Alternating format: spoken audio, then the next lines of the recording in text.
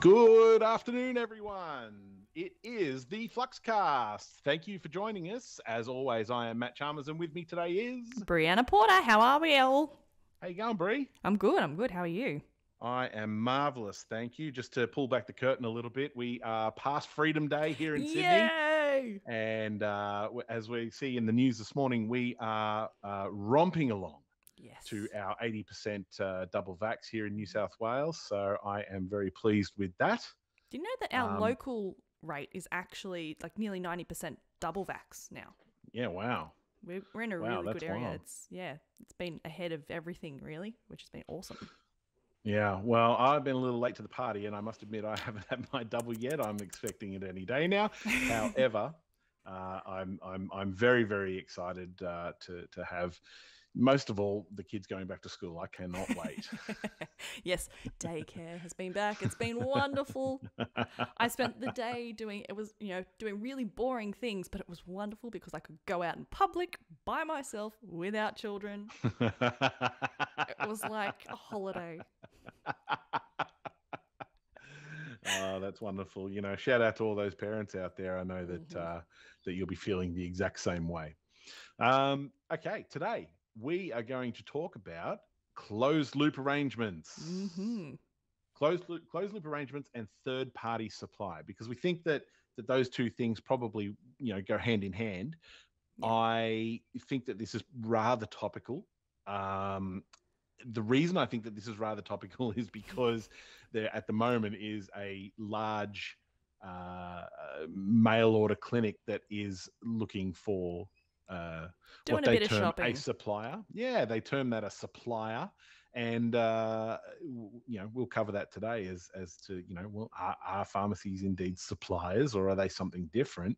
But it just seems to me to be a bit topical for the discussion on the Fluxcast today. So closed loop arrangements and third party supply. Brie, just give me a quick one word summary. Should you enter into a closed loop arrangement? No. Okay. Was that real? The answer is very deep. It's very long, but the answer is no. Now, I mean, the characteristics of a closed loop arrangement. Let's start with that, shall we? Do you want to talk about closed loop arrangements and third party supply together, or do you want to do we split them out in some fashion? I think together, because there are comparisons, and there's similarities, and there are differences, obviously. So I think on the different parts of those arrangements. I think we can talk about them side by side. I think would be the way to go. Okay. So let's start with, let's throw out a definition of a closed loop arrangement. Yep. So closed loop arrangement is where the patient doesn't actually have any involvement, and the prescription is sent directly from a clinic or from a prescriber. It doesn't even have to be a clinic or an online clinic or anything. It can be direct from a prescriber, or even from a pharmacy. So from a pharmacy that doesn't compound sending it out to another pharmacy. If it's one of those things where the patient's choice has been removed, then I would say that's a closed loop arrangement. It's excluding all others, so there isn't an option to go somewhere else. It's I will only send the prescriptions to this particular pharmacy. Right. Okay. This is something that we kind of typically see with, you don't get really closed loop arrangements with GP practices and things like that. No. The reality is that we're really only seeing this with big, online. Yeah, there's been such an emergence. Speak to the doctor over the phone clinic. That's it. It's like, especially with COVID, we've seen this massive emergence of these online clinics that you don't have to go in anywhere. You don't have to see somebody face to face even. Like some of them, you don't even talk to a person. You put in your details in a form online. Yeah. And, it might advertise that you talk to somebody, but a lot of people don't. And you send your form in online, go, these are my problems, this is what I want. Then your medication turns up in the mail. You pay a monthly subscription fee and the medication just keeps turning up.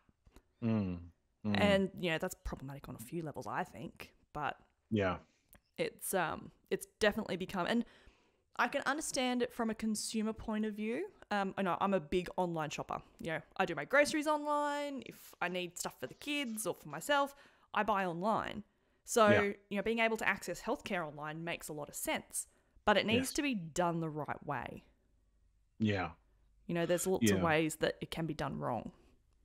Yeah, sure. Look, I think that the other thing that you find with this is that these companies, you know, and that's what they are. I mean, they're not clinics; they're companies, Yeah.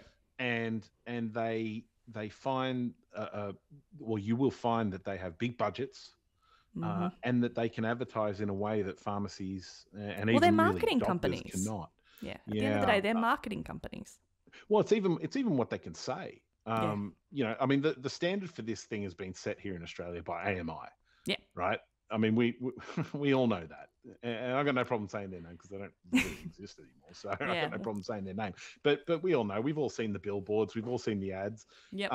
You I know, liked the guy with the no, piano. That was always my yeah, well, favourite. that's what I was just about to say. That no compounding pharmacy is going to get an ad with a guy playing piano with his dick. That's just that. No way. No. No way, no shape, no how. So they can do things. They can sort of, you know, make these claims almost. Yeah. You know, when they say, "Do you want longer lasting sex?" That a pharmacy or a doctor's Burned at the clinic stake or for. or even a pharmaceutical company that Mhm. you know, that can do. And I can tell you, I can tell you now that in the halcyon days of that particular organization, they were outselling Viagra, Levitra, and Cialis put together Yeah, wow. in Australia, That's nuts, isn't right? it? And it was just because they could just say that little bit more Yep. than a pharmacy or a sponsor of a ARTG registered medicine could say. Mm. It was just that tiny little bit Well, more. they said more than what an ARTG said. Well, they got away with it for a long time. I was gonna say They got away we've all seen them on ACA and Yeah. You know what though? It was never about what they said though. yeah, that's true. It was That never is about very what they true. said. It was more about their business practice. That is very true. Yeah. They never got done for the advertising. Yeah. So I see why people, you know, get sort of drawn to this. Yeah. It's big business. 100%. It is big business. It's the kind of thing that you can build a house around. Oh, the numbers that they're talking about are just nuts. Yeah. I mean, Absolutely crazy. that's the thing. I mean, it's the worst kept secret in compounding right now, that there's 3,000 scripts a week just sitting out there ready to be grabbed. Yeah. Yeah, if you haven't seen the email, check your junk. So, all right. Look, let's talk about. I guess let's start with payments, right? Because really, that kind of is the most defining characteristic of a closed loop arrangement. Yeah. It's the easiest thing to prove if you're an auditor or a health regulator or something like that. Yes. I mean, it's like anything else in this world. Follow the money. Yep, exactly right. So where do we stand with payments and closed loop arrangements? So I think the payments, as you said, like that's the evidence that will be used. That's something that they look at, because at the end of the day, who's buying your product? And for compounders, who buys the product can be the defining factor as to whether you're allowed to compound or not. So the exemption from the ARTG that we operate under is for a named patient for a particular product on a prescription, right? So, you know, if we're selling to a company, is that really for a particular patient? You know, we can't guarantee, if you're selling to a company, you can't guarantee that that's for a particular person. Yeah. You know, even third party with other pharmacies, you kind of run the risk of, if you're sending it to another company, including a pharmacy, how do you know? You know, how do you actually assure that that is for a patient, that it's going to a patient? And so it's really tricky. And I've tried, you know, in my brain, trying to consolidate the idea of payments, but also invoicing to a particular person. So you might invoice to the patient, but the cash itself comes from the company. Mm. So if they've got like a subscription-based model, you basically, the patient would pay this company their monthly fee, and then the company pays out of their monthly fee to the pharmacy. Yeah. And in one respect, you can look at it like, if I gave you $20 to give to our mutual friend that you're going to see before me, I'm still paying that mutual friend, but it's going through you. So it's really tricky part of it all to sort of prove that it is actually coming from the patient. And so to me as an auditor, if I walked into a pharmacy and all I saw was the payment coming from a company, that to me says you've sold to a company. You know, the auditor has to look at that evidence objectively. You know, they can't make assumptions. And without proof, it's really hard to say that, yes, it's definitely from a patient. Yeah. So it's, the payments thing, I think it's just too much of a risk. You know, for my risk appetite, I wouldn't be doing it because the evidence does not sit in your favour. Yeah. You know, if they want to bring you down, that's easy. Yeah. Sorry, you can hear my son being called by one of his mates in the background there. My apologies for that. Now, so look, do you think that you can see a way around that? No. I still can't. I couldn't 100% confidently say this is the way you do it and you won't get in trouble. Yeah. For payments, I think, other than the payment going directly to the pharmacy from the patient, you know. Yeah, it's the only way. Yeah, it really is the only way. Exactly, because it just every other avenue, the evidence just does not sit in your favor, and you need evidence. Yes. You know, that's what, you know. You make fun of my documentation all the time, but but it's your evidence. That is the important part. You know, when it all comes crumbling down, that's what's going to save you. Yeah. Or break you in this case. Yeah. So maybe that is the only path to doing something like this then. Yeah. Is dealing directly with the patient. Yes. And you know, processing their fees.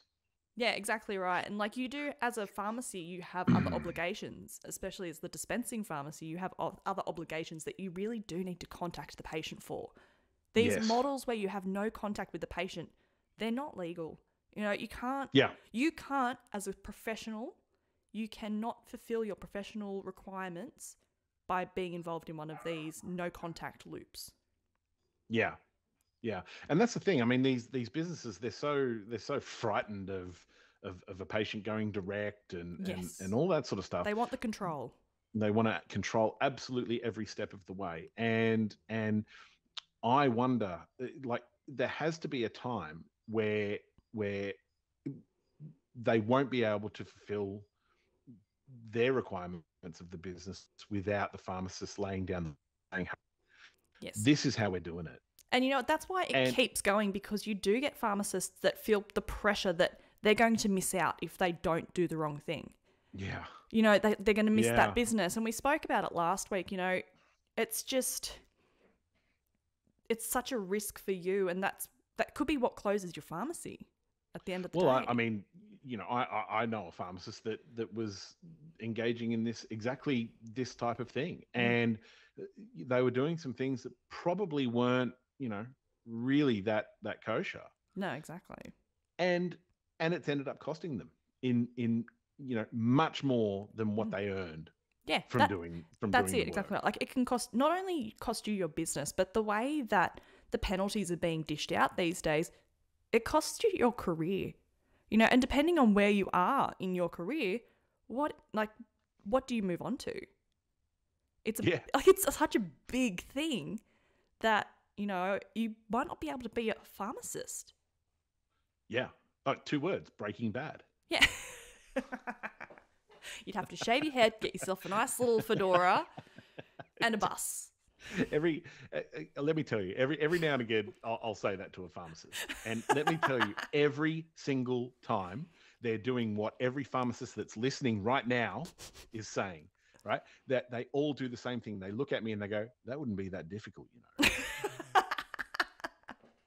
Everyone, every single I one. could I've do never that. had one that didn't do that. Doesn't matter how straighty 180 they were. Every single one of them. That wouldn't be that difficult, you know. And that's the difference between a good pharmacist and a bad pharmacist. The ones that know they could but don't. Right. So let's get specific about the flow of cash then. Mm-hmm. In order to comply, what has to happen? Let's lay it out step by step. What has to happen? The pharmacist needs to contact the patient. They Mm-hmm. need to, because you've got a professional obligation for counselling as well. Mm-hmm. So you do need to contact them. So part of the as the dispensing guidelines, there's actually an indirect supply section. Mm-hmm. And it does say, like, ultimately you want face-to-face counselling. That is what pharmacy needs to have. Mm-hmm. But there are obviously instances where this can't happen. Mm-hmm. Especially in Australia, we live in such a big, wide, open space that there might Yeah. be patients that can't get to a pharmacy. Like, their pharmacy might be hours away. Sure. So they have made concessions for indirect supply or supply by mail, that kind of thing. But you still need to talk to the patient. Depending on where you are, the pharmacist has to verbally, actually pick up the phone, talk to the patient. And Yeah. while you're doing that, get payment details. Yeah. That would be the best way. Invoice the patient and get payment details over the phone, so you don't have to have them come in or anything like that. They might want to. If they're close by, they might prefer to do it that way. But Yes. a lot of it comes down to the patient choice. Mm-hmm. But you do need to talk to them. And that also safeguards the pharmacy against, other bodgy things happening, not being a real person, not, being an underage person, not being truthful. Like, anybody's, the biggest lie told on the internet is, I agree to the terms and conditions. Yeah. Whoever reads terms and conditions? Yeah. Yeah. But Not this little black duck, let me tell you. Listen, if you, Brianna Porter, are not reading the terms and conditions, I can guarantee I am certainly not. Flux Pharma is about education, but it's also about so much more. A membership at Flux takes full advantage of collectivism whilst maintaining your individualism. How does this work? We approach suppliers who see value in the compounding industry and negotiate discounts on their products and services strictly for Flux Pharma members. We have a range of interesting suppliers, and as our membership grows, so too does the number of Flux supporters. Offsetting the cost of your monthly CPD with savings just makes sense. Visit fluxpharma.com.au and begin your journey toward better quality management today. Now, where were we? yes, it's so the internet is a big bad world that, in order to safeguard ourselves, you're better off talking to a person, even from that perspective. So get the payment details over the phone. Give them the option to pay the pharmacy. I don't know if there's online portals that are available or whatever, but you as the pharmacist need to contact the patient. And that's the only way that I can see would be a definite way to protect yourself regulatory wise. Right. Because, Yeah. and document it. Write it down. Write down when you spoke to them, what you spoke to them about, all of that all the counselling points that you covered off as well. This is where you would do your risk assessment. So, going through all the different risk factors for the particular medication for that patient. I know it's often a complaint for these groups that say, well, we've done all of that. Like, you don't have to do that. But you do. It's your professional requirements that you actually have to do a risk assessment, regardless of whether they've seen a doctor, if the doctor's done all that assessment. As a pharmacist, we are the safeguard, we're the gatekeepers for medication safety. So yeah, look, I remember when that first really started taking off, the idea that every pharmacist, the pharmacist has to speak to every patient, and that's just that. and there was a lot of pushback from pharmacists saying, well, hang on a second, why am I second guessing, a doctor The doctor. with X Yeah. amount of years of experience, X amount of years of education in the field, Yep. and now I've got to go out and audit every doctor that makes, that sends me a prescription? That's garbage. Mm-hmm. But the reality is that ship has sailed. Yeah. It's a sound argument. It's a sound argument that I agree with. But they're also just doesn't human. matter.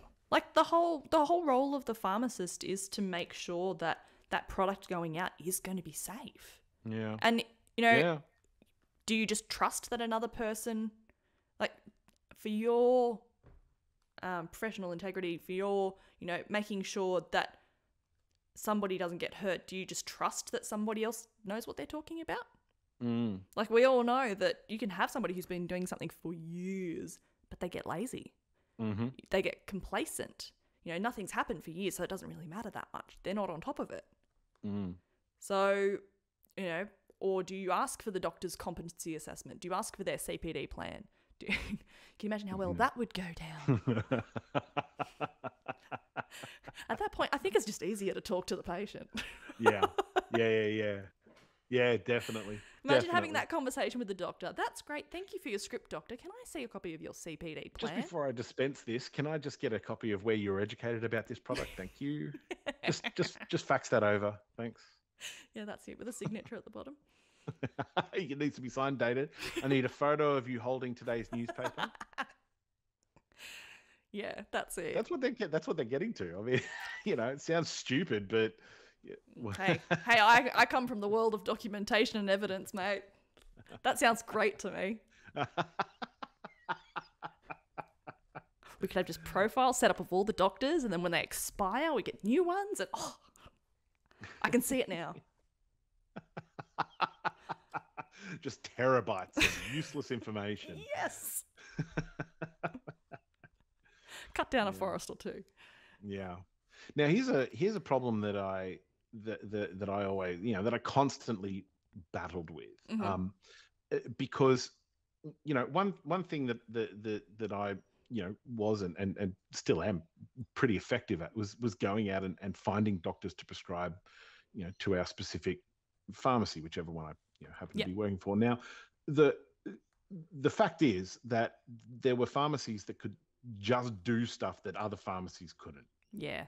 Definitely. Now, for whatever reason, whether it was because they were, they had the right equipment to do it, they were the only ones that could afford the raw material. Yep. They were the only ones that had the proper training, or indeed, wanted to go out and get trained in that particular thing. Mm-hmm. So we ended up at a point where we might be the only suppliers in the country for that sort of product. Yep. Why is that not a closed loop arrangement? I mean, and indeed in your estimation, do the regulators will they accept that? Will they accept that reason if you stand in front of them and say, listen, no one else is doing this stuff. There's a medical need for it, and no one else is doing it for this reason, X, Y, Z. Yep. What are we talking about here? Yeah. Well, I guess that last question, it depends on how much you've pissed them off, I guess. Because at the end of the day, the evidence points to one thing. If the evidence points to something, anything can come undone. If you either don't have the evidence, or there is evidence to the contrary, that can always make you come undone. But yeah, there's definitely situations where it's either you've got a specialist product at your pharmacy, or it might even just be easier for the patient. Again, I'm reasonably lazy in some areas of my life, and if I went to the doctor and I needed a compounded prescription that had to come from a specialist pharmacy, and they said, look, we know of a place that can make it for you, we'll just send it there and they'll contact you, I would say, go for your life. That would be fantastic. Like, how much easier than having to go home, find one near me. I think where we are, we're reasonably lucky. There's quite a few compounding pharmacies in our area, but that's not common. And so, I'd have to go find a compounding pharmacy. I might not even know what a compounding pharmacy is.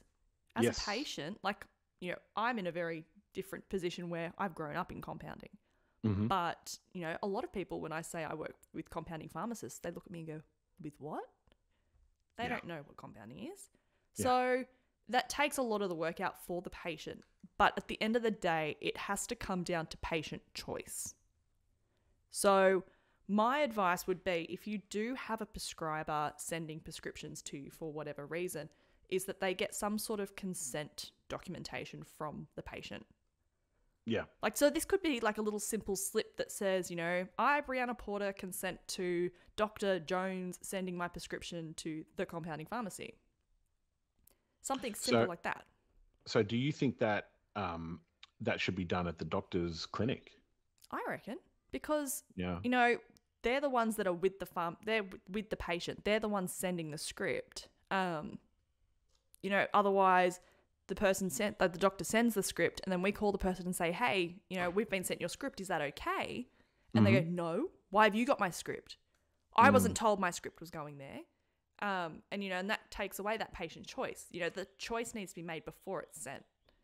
And, you know, it might be that you have a doctor say, look, we like sending stuff to your...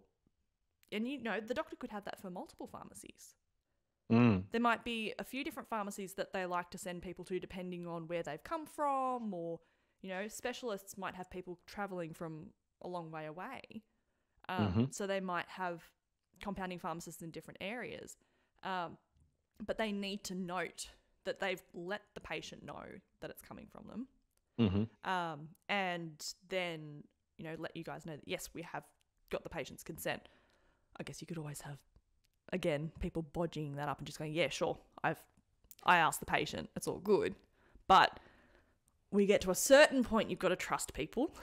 Yes. And there's only so much that you can do. But if you can prove to the pharmacy regulators that you've done everything you can to make sure that the patient's got choice, you have contacted them for payment details, you have counselled them, you have done the risk assessment with them, then, you know, I would find it hard as an auditor or as an inspector to say, no, you've done the wrong thing. That's a bit of a stretch, I think. You know, there's only so much you can do other than not doing it at all. But then, you know, it's like, what, you just don't accept prescriptions from doctors anymore? Like, me as the patient who finds it easier for my doctor to send would be real pissed. Yeah. Be like, oh, this is ridiculous. Why can't the doctor just send it? Yeah, and look, it's such a tough one because the whole idea of a doctor. So, especially when you talk about like integrative medicine, Yeah. I think that that's a really good example here. And the reason is because a lot of integrative medical practitioners, they like to it's almost like a retail experience, a concierge medicine type experience, right? Where they charge a premium, but with that you get, you know, a raft of testing, you get, you know, a raft of supplements. Yeah, and you go home with like armfuls of big containers. And but here's the other thing: is you get long consultations. Yeah. You know, it's not unheard of that there's doctors out there that are spending 2-3 hours a time with a patient. Wow. You know, in maybe like a first appointment or something like that. But they, you know, they really want to provide like a concierge type experience. And the way that they hang on to those patients is by making things as seamless as possible. And you would have plenty of clinics out there that are saying, we will take care of all of this for you. Yeah. You know, so we know pharmacies. We've been doing this a long time. We know which pharmacies are good. We know which pharmacies aren't. Yes. And also too, they want to stop the idea of shopping around for pharmacies as well. Yeah, they don't want you going elsewhere. Especially if you're talking about a hormone product. Let's face it, compounders. If you could have two compounders together. You could have two compounders that are making the same product. Yep. And totally let's say it's an estrogen product, right? Or estrogen progesterone cream or something like that. Yep. Now, they might be they're competent compounders, supremely competent compounders, but you still might get problems if you're switching between the two. Yeah, that's it. There's so many differentials that can affect a product, and, you know, whether it's the right strength or release profile and all of that sort of thing. It's not standardized across every single compounding pharmacy. Yeah. as a lot of people might think. Or even they're using different bases. Yeah, exactly. I Like mean, all of that. Like there's so many different things that could affect it. Yeah. You know, it can Yeah. even come down to the temperature of the container when you open it to weigh the powder. That's how Really? intricate it can be. Yeah. Oh, wow. I didn't know that. Mm. Wild. Wow. So look, and that means that, you know, if you're a doctor that's handling particularly, you know, tough and interesting cases, Yes. you want that standardization, and the only way it seems that you can do that now is to send to a single pharmacy. Yeah, exactly right. And As things stand. one that you know you get results from. Yeah. Yeah. Yeah. Definitely. I think a lot of those practitioners are a lot more involved in their patients' journey, if that makes sense. Sure. Yeah. They want to know that they're getting it from the place they said to get it from. Mm-hmm. You know, it's not like you're saying, it's different, and the standard can change. And I guess depending on the standard, that can affect the outcome for the patient, and that falls back on the prescriber. You know, if the patient's not getting the outcome they want because of a compounded product, they're not going to go, oh, well, that pharmacy was dodgy. They go, well, the doctor told me to take this and it's not working, so I'm not going to go back to that doctor. Yeah. So the doctors do become a lot more involved, I think, when it comes to compounding as well. Yeah. They're a lot more invested. Yeah, sure. So look, I guess my advice in that instance would be that you know, because I think I agree with a lot of the pharmacists out there that are listening to this just before, when you said you just get the doctor to have a little slip there and have the patient sign it and they send it with the script. I consent to, you know, this script coming to your pharmacy or whatever. And a lot of pharmacists out there went, ugh. You know, I mean, you know, we record this, you know, before we put it out, and I can still hear it in the future. I can hear them all going, ugh, too hard. No, thank you. You all suck. I can hear it.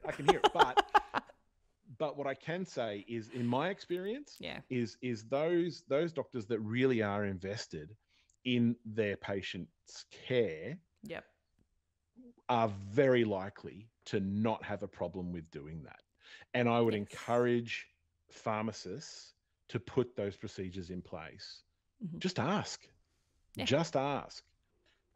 You might be surprised at the outcome, especially with those doctors that are very invested in their patient care. You might be surprised at the outcome, and the fact that they probably will do it. You know, a GP that's you know, sending you one script every couple of weeks is not going to do it. No. For sure. I promise you. I promise you. But they're probably not worth going to the lengths for anyway. I mean, you won't get through the gatekeeper receptionist with that one. Yeah, but the auditors aren't going to look at that either. No. You know, auditors are going to look at when you're processing 100 scripts from a single clinic, they're going to look at the arrangements that you may or may not have in place there. And so I would encourage you to go out and see those doctors and say to them, look, these are the rules. I would like to put this in place. I know it's an extra step, but it really is going to help us safeguard all of our and that's the case with a lot businesses. There's a lot of stuff with QA that goes along with that, you know, it is often looked at as extra work. It's just a pain in everybody's backside that they have to do more stuff. Yes. But, you know, if you can account for a bit of pushback, you account for teething problems, you know, people will take it up. With any new idea, with any new process, it doesn't matter. Even if it's making life easier sometimes, you'll always get pushback. Yeah. So having an immediate, nah, not going to do that, or I don't really want to do that, or anything like that isn't a reason to just give it up completely. Yeah. Well, and then, you know, as these things grow, we start to see that, all right, well, is that trickle of business from that doctor, is that worth your career? Because that's what it's ending up exactly right to be. You know, you have to choose between your career or servicing these patients, this one clinic. I mean, and in some instances it can seem like a really tough idea, you know. Well, I don't want to lose this business. That's it. And I know the other thing as well that I will pop in here, because it is a bit of advice that I do like to give a lot of my clients, is that if you find yourself going, we could justify it by, probably means you shouldn't.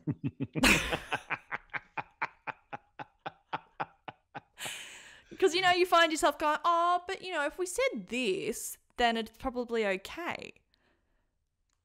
You know what it is, though? You know what the problem is? It's so hard to let it walk out the catch door. yourself doing mental gymnastics. Oh, yeah, 100%. Right? So maybe what it is worth grabbing someone, grab one of your friends out there. It doesn't even have to be someone in the business. No. And say to them, go through all the steps that you're going through. And sometimes just saying it out loud, you'll realize you'll go, you know what, that's a lot of steps. Yeah. Maybe I am going through some mental gymnastics here that I'm not going to be able to justify later on when I need to. I know, we do that all the time. Like, I'll come to you with an idea, or you come to me with an idea. We're going, we do it this, and then you get you'll ask me one question, and I go, oh wait, maybe not. Maybe that's not a great idea. Yeah, because here's the problem is that when you're in the inside of your own head, it's not mental gymnastics, it's thinking. So, yeah, you know what? Maybe that's actually a really good point. It might seem a little bit simplistic on the face of it, but when you're thinking about these things, you really need to say it out loud. Put it out in the world. Say it. Say the thoughts. Mm-hmm. God, that sounds so simple and so stupid. And I can hear the collective sigh of, what are these guys talking about? But then that moment's going to come. That moment's going to come where you're going to be thinking about this stuff. And then you're going to go, hang on a second, I'm making a lot of steps here. Let me just say it. And then you'll go, oh. Yeah. And that's a lot of things in life. Keep it stupid simple. Keep it simple stupid. Edit that. Now. All right. It works both ways. So, okay, let's talk counselling and risk assessment then. Mm-hmm. For a let's say you do land this whale, right? Yep. Let's say you do land this whale and that they are ready to do things your way. Fabulous. Cheering. Yeah, right. You might be. Your staff might be a little bit. No, that's okay. So counselling and risk assessment. Let's talk about that in this instance. I mean, what do you propose as far as risk assessment is concerned for these particular patients? Yeah, well, your obligations don't change. Just because they've come through online or from a prescriber, the obligations to contact these people don't change. It'd just be the same as if somebody walks into your store and says, I want this compounding script. You still need to look at all your risk. You need to look at the 4 Ps, which, I cover in now, I think it's volume 2. So risk assessment is volume 2 for Flux.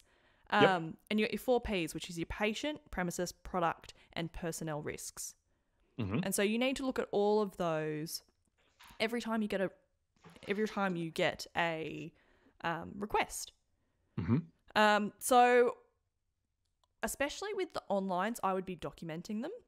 You're not obliged to actually write down every single risk assessment you do in compounding. In New South Wales, they like you to do it for every complex compounding request. But for the most part, it is a risk-based decision as to how often you document a risk assessment. Yeah. To me, you're at risk of being requested for a risk assessment for every single prescription you get. So it's very time consuming, but also at the same time, I think it covers you a lot better if you are documenting your risk assessment every time. Yep.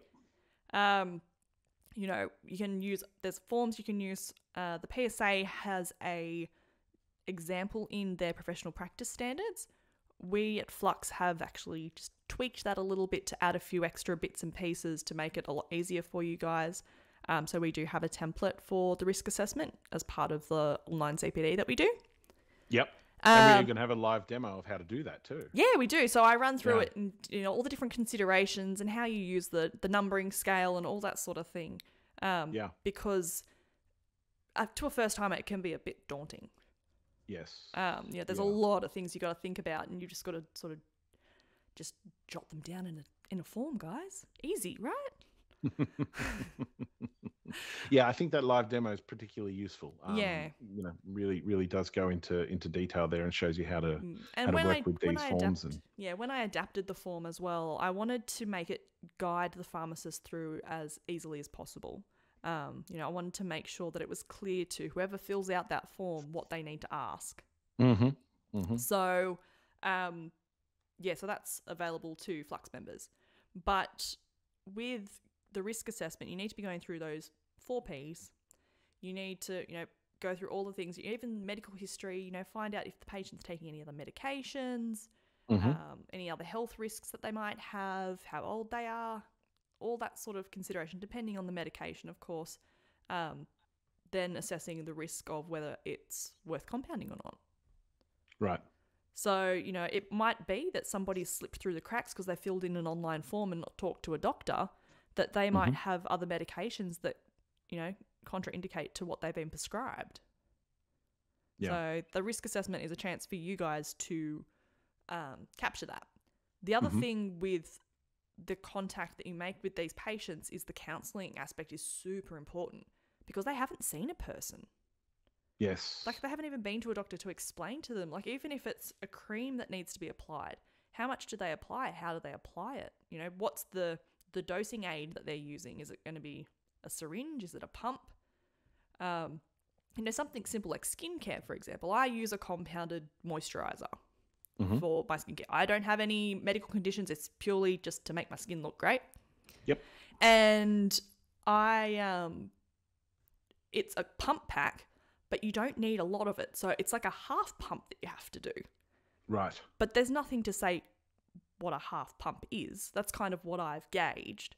Or what my pharmacist has said to me, you don't need a lot. And, he explained to me when I got the medicine or the moisturizer rather, he said to me, you only need enough to cover the face. If you have to rub it in, you've used too much. Mm-hmm. And it's just simple things like that. But having that explained to me, even over the phone, that makes a difference. It can be the difference between taking their medication correctly or not. Yeah. So the counselling component of that phone call is very important. And again, making sure you're documenting it. Write it down. Explain, just put it in notes. Explain how to use the pump. Patient asked X questions. Because, there might be some people that don't want to talk about it. They might just go, you say, do you have any questions? No. But that's a lot, though. That's a lot of people are like that. Especially these online things, I guess, because they're probably doing it because they don't want to talk to people. Well, that's right. That's why those things are popular. Yes. You don't have to talk to anybody. yeah.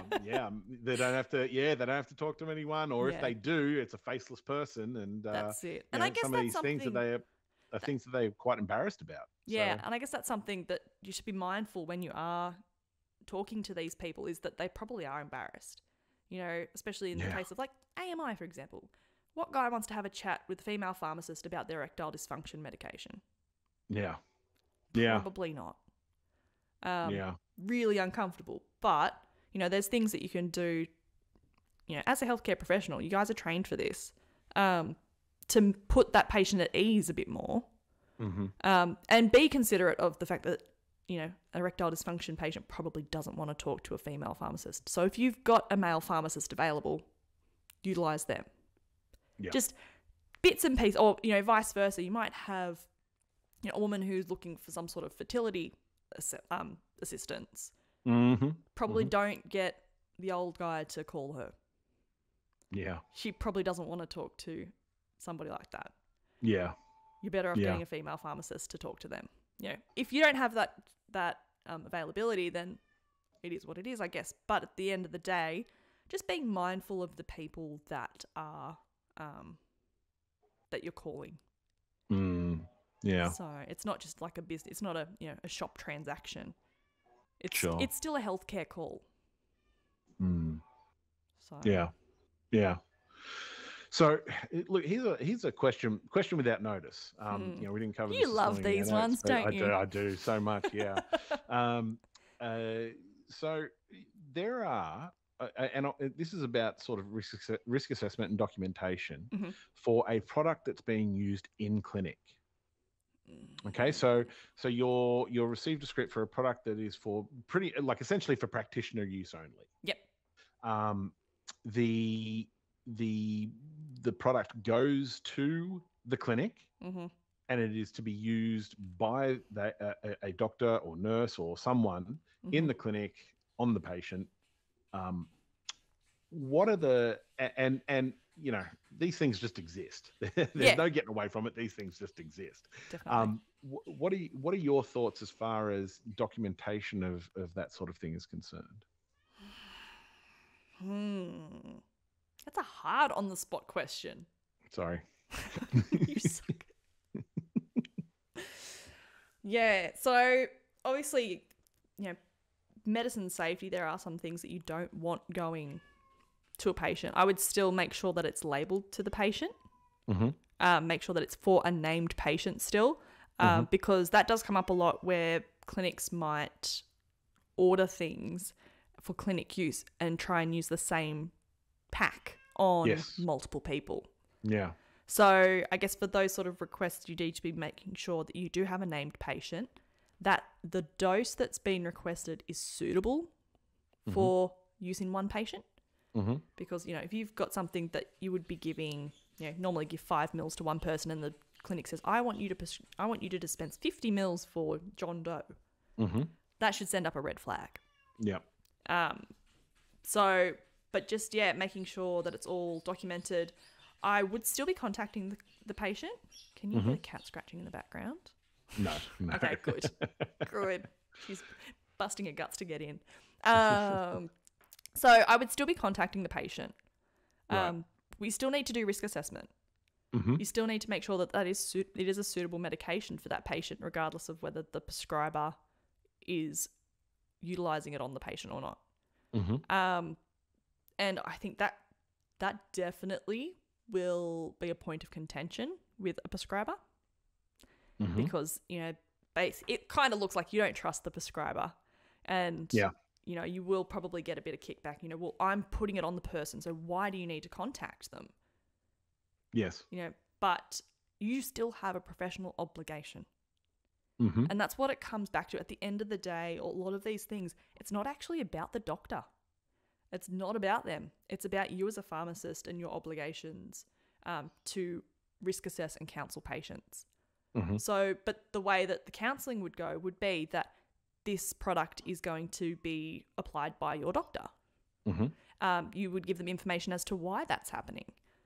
You would give them still give them information about the product. If there's any issues around ingredients or anything like that, talk to them about that. So there's lots of things that you still can counsel them on, even though they're not using the product. It's just different stuff. And so the process and the documentation, I'd say, is probably still the same. Still on your labels, including directions for use. I would avoid just saying for in-clinic use on a label. I'd still put, dosing or application instructions, that kind of thing, on the label, as if the patient was doing it themselves. Yes. Because, basically, it's almost like the prescriber is acting as a carer in these situations. So they still need to have instructions on how to use it. Where you can, I would also provide any extra use information to the prescriber as well. Yeah. Okay. So if you've got any extra educational material, that kind of thing is always really useful. Yes. Right.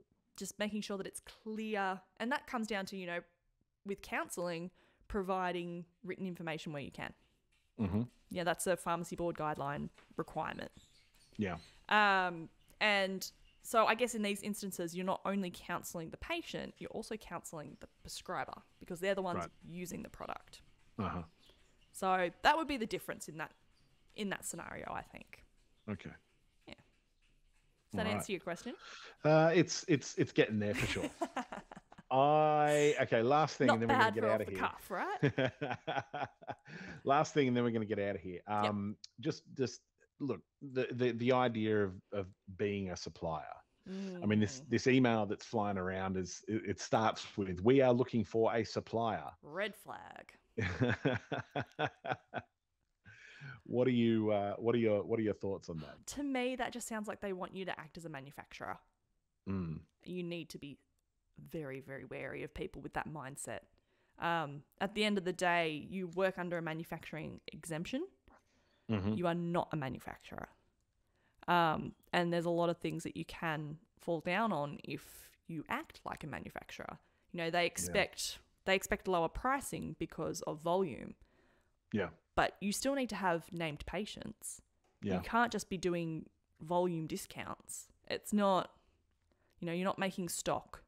You're not making stuff for them to wholesale. And, you know, that comes back to the whole payments thing around wholesaling. You know, they're not just buying product from you. Mm. You know, you are helping fill a patient's prescription. Mm-hmm. And I think that's the big difference with compounding and manufacturing, and what a lot of places do come undone on, because as the volumes go up, the lines get blurred. Yeah. And it sort of comes to that, there is still such a disconnect between full TGA, GMP and compounding. Yes. You know, there's a lot of things we couldn't do in compounding if we were full GMP. Mm-hmm. And that's why the exemption exists, because there are certain scenarios where patients need supply, which just would not be possible under full GMP. Yeah. But it doesn't mean that you can act like you're full GMP, because you're going to get in trouble. That's a big one, especially when you're doing volume, like they're talking 3,000 scripts a week. Mm-hmm. I feel like the manufacturing trap would be huge there. Yeah. You know, doing those sort of volumes is really going to be a red flag if you've got any auditors or inspectors coming into the pharmacy. So they, you know, as soon as they see those sort of volumes from one place, they're going to go, okay, closed loop, manufacturing, wholesaling, like those three especially. Yeah. That's going to be their first port of call. Yeah. So, you know, remembering at the end of the day, we are still pharmacies. We're not manufacturing facilities. And acting like a manufacturing facility will just get you in trouble. Mm. So that's, that would be my advice. But yeah, the supplier wording in that email, it scares me. Yeah. Yeah. It's so tempting. It's there. Oh, It's business that's there, ready to go. And they just said, we'll just switch it and we'll just send them to you. It's great. Yeah. We can Imagine start that. sending these scripts from today. You know, like it's there and it's ready to go, and it's just so tempting. But, you know, in 2021, it's dangerous. It's a poison apple, that one. Yeah. Yeah. Yeah. Well, look, you know, I know that everyone listening, you know, a lot of them, especially if you're a recipient of the email, is going to listen to this and go, yeah, all right. Well, I'm just going to write back now and say, yeah, we can do it. Yeah, I'm not listening to the Debbie Downers on the Fluxcast. Oh, yeah. Well, look, all I can say is if you've listened to this and you still go ahead and throw your hat in the ring for that style of business, especially this one that's hanging out there for the 3,000 scripts at the moment, good luck to you. We'll be here That's waiting. all I got to say. Good luck to you. Good luck to you. And as Australia's queen of compounding documentation would say, document everything. If it's not written down, it never happened. All right. Thanks, Bree. Thanks, Matt. Talk to you later. Have a great day. Bye-bye. Bye.